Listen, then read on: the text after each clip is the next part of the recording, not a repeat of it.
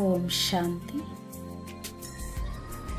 ఈరోజటి Murali 11 December 2021.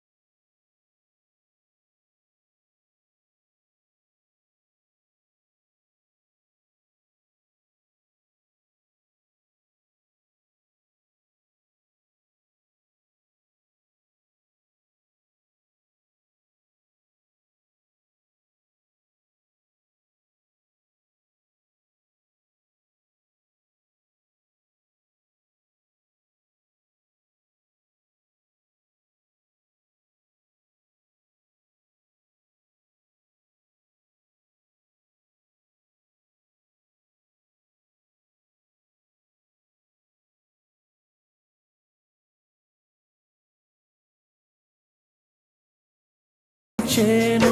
పుష్కల వైభవ దేశముగా గగన వీధిలో రతనపు రాసులు, భూమి నిండా ముత్యపు సిరులు. భారత్ మరలా వికసించేను, భారత్ మరలా వికసించేను, భారత్ మరలా వికసించేను, భారత్ మరలా వికసించేను, భారత్ మరలా వికసించేను.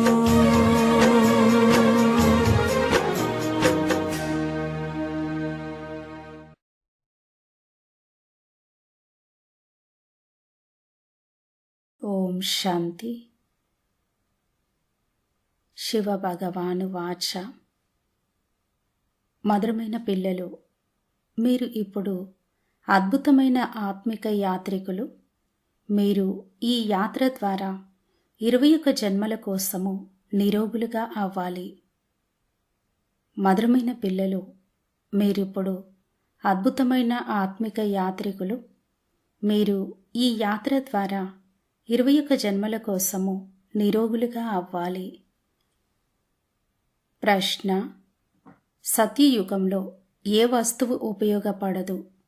అది భక్తి మార్గంలో శివ్ బాబాకి ఉపయోగపడుతుంది.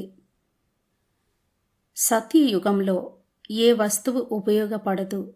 అది భక్తి మార్గంలో భగవంతుడికి ఉపయోగపడుతుంది.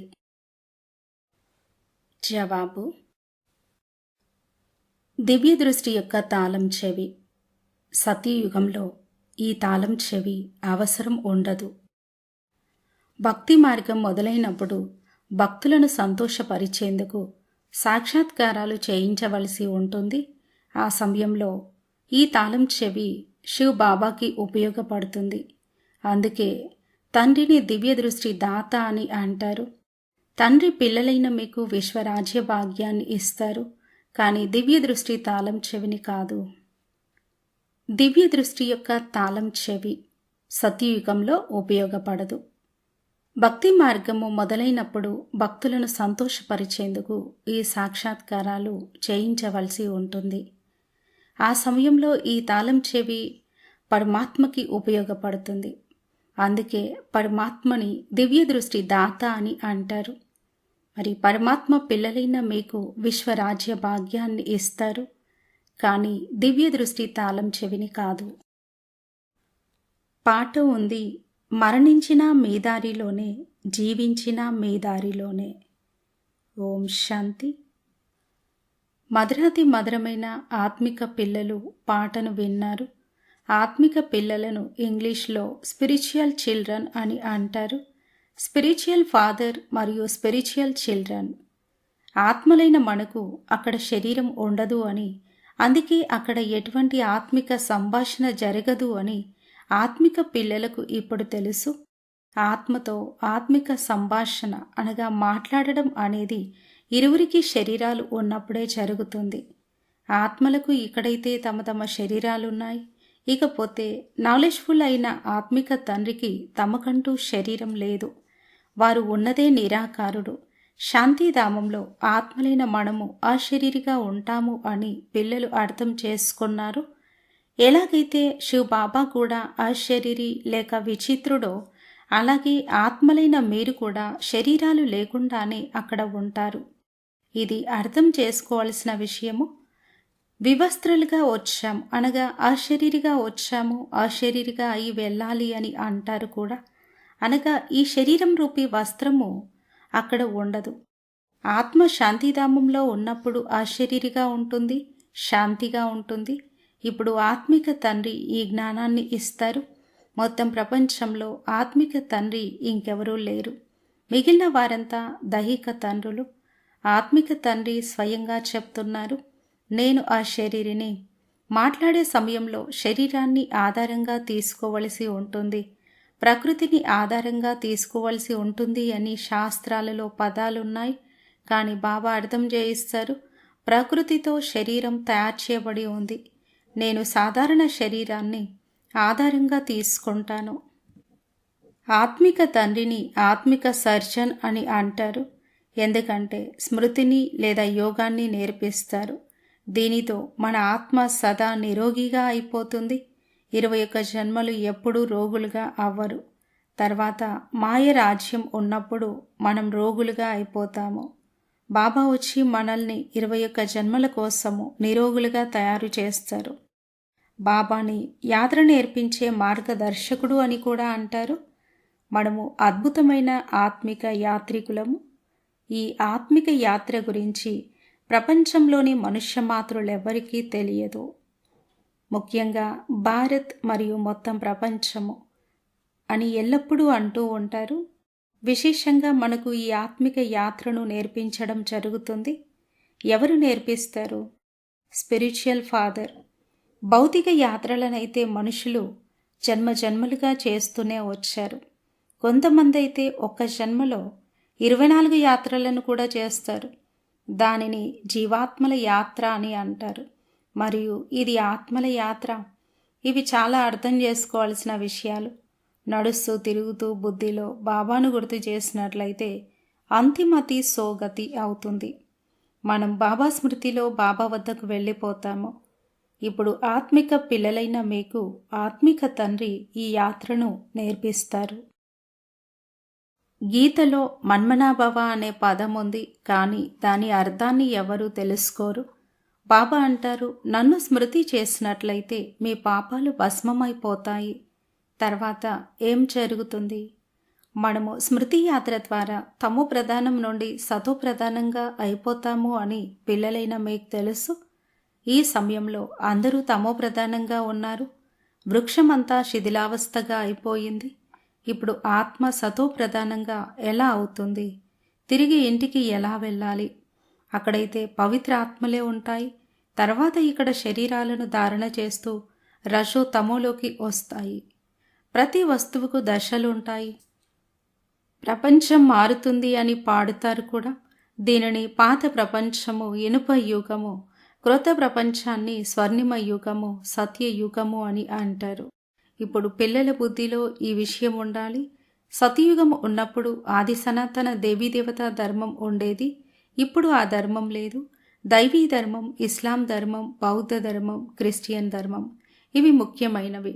4 ముఖ్యమైన యుగాలు ఉంటాయి అని యుగాల గురించి కూడా అర్థం చేయించారు. ఇకపోతే ఈ బ్రాహ్మణుల సంగమ యుగము గుప్తమైనది. పరమపిత పరమాత్మయే వచ్చి బ్రాహ్మణ, దేవత, క్షత్రియ ధర్మాలను స్థాపన చేస్తారు. ఈ విషయాలన్నింటినీ పిల్లలు గుర్తుంచుకోవాలి మరియు తమ బుద్ధి యోగాన్ని బాబాతో జోడించాలి. వికర్మాజీతులుగా అవ్వడమే ముఖ్యమైన విషయము. నిజంగా మనము సతో ప్రధానంగా పవిత్రంగా ఉండేవారిమి. నిజానికి 24 క్యారెట్ల బంగారంగా ఉండేవారిమి. తర్వాత సతోలోకి వచ్చాము, 22 క్యారెట్లుగా అయ్యాము. ఆ తర్వాత రజోలో 18 క్యారెట్లు, తమోలో 9 క్యారెట్లు కలవారిగా అయ్యాము. బంగారానికి డిగ్రీలు ఉంటాయి. ఇది ఆత్మకు సంబంధించిన విషయము. ఎలాగైతే భ్రమరి చీచి పేడ పురుగులను తీసుకొస్తుంది, కూర్చొని వాటిని తమ సమానంగా తయారు చేస్తుంది, మీరు కూడా జ్ఞానం యొక్క బూబు చేసి మనుషులను దేవతలుగా తయారు చేస్తారు.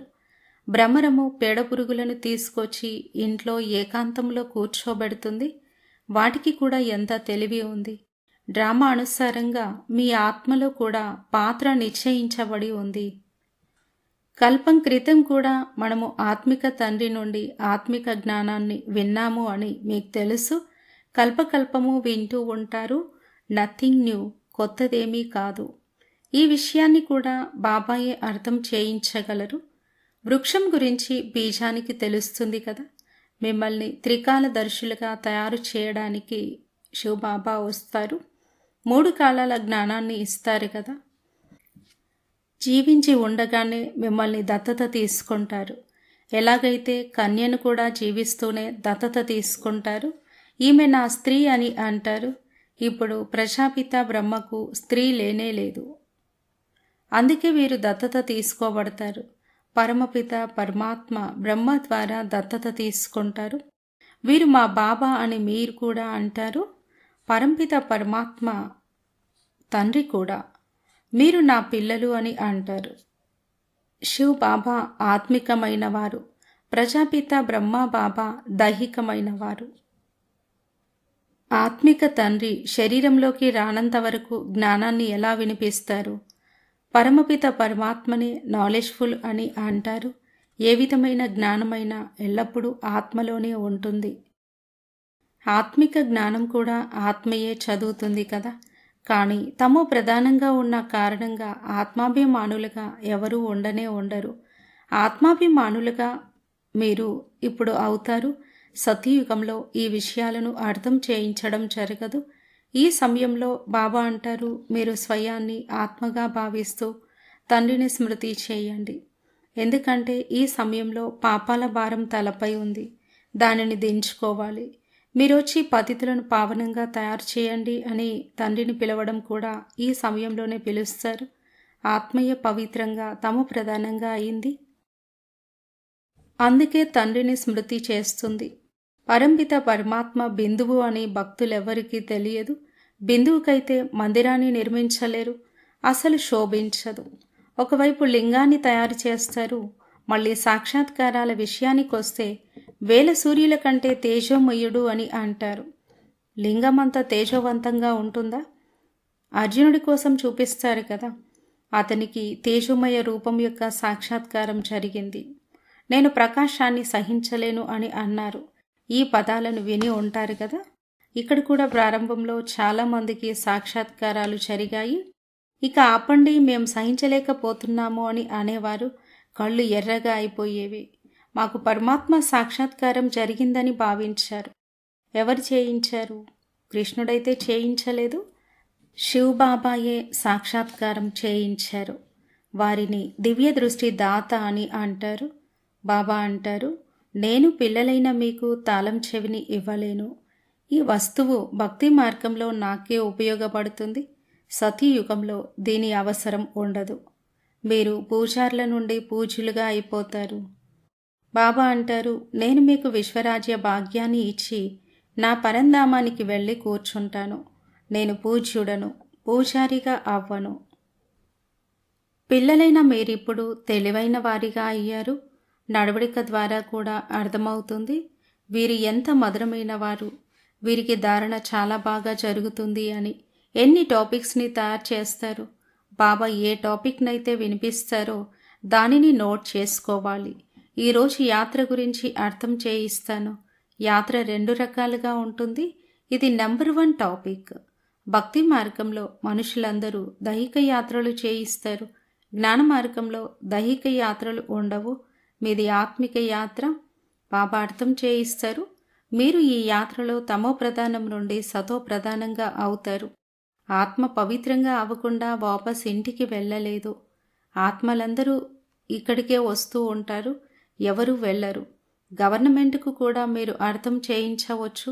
సత్యయుగంలో దేవీదేవతల రాజ్యం ఉన్నప్పుడు ఒక అబ్బాయి ఒక అమ్మాయి ఉండేవారు. అది కూడా యోగబలం ద్వారా జరుగుతుంది. సత్యయుగంలో ఎంత తక్కువ మంది మనుషులు ఉంటారో ఇప్పుడు ఆలోచించండి. మరియు సంపూర్ణ నిర్వీకారి లక్ష్మీనారాయణుల సింహాసనం కొనసాగింది. మరి తప్పకుండా అబ్బాయి కూడా ఉంటాడు. యోగబలంతో మనం విశ్వానికి యజమానులుగా అవుతున్నప్పుడు యోగబలంతో పిల్లలకు జన్మను ఇవ్వలేమా? ఇది డ్రామాలో ఫిక్స్ అయి ఉంది. పవిత్రంగా ఉన్న కారణంగా అబ్బాయి జన్మించబోతున్నాడు అనే సాక్షాత్కారం జరుగుతుంది. ఆ సంతోషం ఉంటుంది. వికారాల విషయం ఏమీ ఉండదు. పిల్లలు ఎలా జన్మిస్తారు అని మిమ్మల్ని అడుగుతారు. వారికి చెప్పండి, బొప్పాయి ఆడ చెట్టు మగ చెట్టు ఒకదాని ప్రక్కన ఒకటి ఉండడం ద్వారా ఫలాలు ఉత్పన్నమవుతాయి. ఒకవేళ 2 ప్రక్కన లేకపోతే ఫలాలు రావు. అద్భుతం కదా. మరి సతయుగంలో యోగబలంతో పిల్లలు ఎందుకు జన్మించలేరు? ఆడనెమలి మగనెమలి ఉదాహరణ కూడా ఉంది. దానిని జాతీయ పక్షి అని అంటారు. ప్రేమ యొక్క కన్నీరుతో గర్భధారణ జరుగుతుంది. ఇది వికారం కానట్లే కదా. ఈ భారత్ శివాలయంగా ఉండేది. శివబాబా తయారు చేశారు. ఇప్పుడు రావణుడు వేశ్యాలయంగా తయారు చేశాడు. శివ జయంతినైతే జరుపుకుంటారు, కానీ రావణ జయంతి ఎప్పుడు అన్నది ఎవరికీ తెలియదు. రావణుడి గురించి ఎవరికీ తెలియదు. అతని దిష్టి బొమ్మను తయారు చేసి దసరా రోజున హతమారుస్తారు. 5 వికారాల రావణుడిని ఈ టపాసులు మొదలైన వాటితో కాల్చకూడదు అని పిల్లలైన మీకు తెలుసు. యోగబలంతో వాటిపై విజయాన్ని పొందాలి. ఆ యోగాన్ని బాబాయే వచ్చి నేర్పిస్తారు. యోగి భవ, హోలీ భవ అని అంటారు. గీతలో ఈ పదాలు ఉన్నాయి. మన్మనా భవ, నన్ను స్మృతి చేయండి. ఈ యాత్ర ద్వారానే మీరు శాంతిధామానికి వెళ్ళిపోతారు. తర్వాత అమరలోకంలోకి వచ్చేస్తారు. మనుషులు యాత్రలకు వెళ్ళేటప్పుడు పవిత్రంగా ఉంటారు. కాశీకి వెళ్ళేవారు పవిత్రంగా ఉంటారు. కానీ కాశీలో ఉండేవారు పవిత్రంగా ఏమీ ఉండరు. ఇక్కడ రావణ రాజ్యంలో పతితులకు పతితులతోనే వ్యవహారం ఉంది. అక్కడైతే పావనమైన వారికి పావనమైన వారితోనే వ్యవహారం ఉంటుంది. అయినా క్రిందకు దిగాల్సిందే. అరకల్పం పగలు, అరకల్పం రాత్రి అని బాబా అర్థం చేయించారు. ఇది కూడా బ్రాహ్మణులకు సంబంధించిన విషయము. బ్రాహ్మణులే తర్వాత దేవతలుగా అవుతారు. క్రోత ప్రపంచంలో లక్ష్మీనారాయణులు ఎక్కడి నుండి వచ్చారు? ఏ యుద్ధము చేయలేదు. మహాభారత యుద్ధాన్ని చూపిస్తారు. తర్వాత దాని ఫలితాన్ని ఏమీ చూపించరు. 5 పాండవులు ఉండేవారు అని అంటారు. మీరు ఎంతమంది పాండవులు ఉన్నారు? మీరు ఆత్మిక పండాలు. ఇప్పుడు అందరూ తిరిగి వెళ్ళాలి అని మీకు తెలుసు. బాబా అందరినీ తీసుకువెళ్లేందుకే వస్తారు. వారు సుప్రీం పండా లేక గైడ్, లిబరేటర్. మాయ నుండి ముక్తులుగా చేసి తమతో పాటు తీసుకువెళతారు. తమతో పాటు తీసుకువెళ్లే గైడ్ అయితే తప్పకుండా కావాలి. ఈ విషయాలు బుద్ధిలో మంచి రీతిగా గుర్తుండాలి. ఆ శాస్త్రాలైతే ముద్రించబడి ఉంటాయి. ఎవరైనా వెళ్ళి చదవవచ్చు. ఈ జ్ఞానమైతే శివ్ బాబాయే ఇస్తారు. ఇక శాస్త్రాలు చదవాల్సిన మాటే లేదు. బాబా ద్వారా విని ధారణ చేయాలి. స్మృతి యాత్రయే నెంబర్ 1. దీని ద్వారానే పవిత్రంగా అవుతారు. చరిత్ర, భూగోళాలైతే ఎవరు అర్థం చేయించలేరు. యాత్రలో చాలా కచ్చాగా ఉన్నారు. స్మృతిలోనే విఘ్నాలు వస్తాయి. జ్ఞానమైతే చాలా సహజము. బాబా అర్థం చేయిస్తారు. ఇది డ్రామా చక్రము. దీనికి 4 సమాన భాగాలున్నాయి. లక్షల సంవత్సరాల ఆయువు ఉన్నట్లయితే మనుషులు ఎంతగా వృద్ధి చెందుతారు. జనాభా వృద్ధి అవ్వకూడదు అని గవర్నమెంట్ కూడా ఎంతగా చెప్తుంది. ఇదైతే బాబా యొక్క పని. వారంతా భౌతిక యుక్తులను రచిస్తూ ఉంటారు. బాబాది ఆత్మిక యుక్తి. బాబా అంటారు, అనేక ధర్మాలను వినాశనం చేసి ఒకే ధర్మాన్ని స్థాపన చేయడానికి నేను వస్తాను. ఒకే మతము సత్యుగంలో మాత్రమే ఉంటుంది, ఇక్కడ ఉండదు. తమను తాము సోదరులము అని ఎవరు భావించరు. బాబా పిల్లలకు చాలా యుక్తులను అర్థం చేయిస్తూ ఉంటారు. మీ వద్ద టాపిక్స్ లిస్టును ఉంచుకోవాలి. ఒక్కొక్క టాపిక్ చాలా ఫస్ట్ క్లాస్గా ఉంటుంది. బాబా అంటారు, పిల్లలైన మీరు ఎక్కువగా మాట్లాడకూడదు, కేవలం ఇదే చెప్పాలి. శివ్ బాబా చెప్తున్నారు, నేను ఆత్మలందరికీ తండ్రిని, నేను పరమ ఆత్మను, నన్నే భగవంతుడు అని అంటారు. మనుషులెవ్వరినీ భగవంతుడు అని అనలేరు. ఆత్మిక యాత్ర మరియు దైహిక యాత్ర. ఈ టాపిక్ చాలా బాగుంది. దైహిక యాత్ర మృత్యులోకంలో ఉంటుంది. ఇది మృత్యులోకము, అది అమరలోకము. పిల్లలైన మీరు కల్పకల్పము బాబాకి సహాయకులుగా అవుతారు. అందుకే మీరు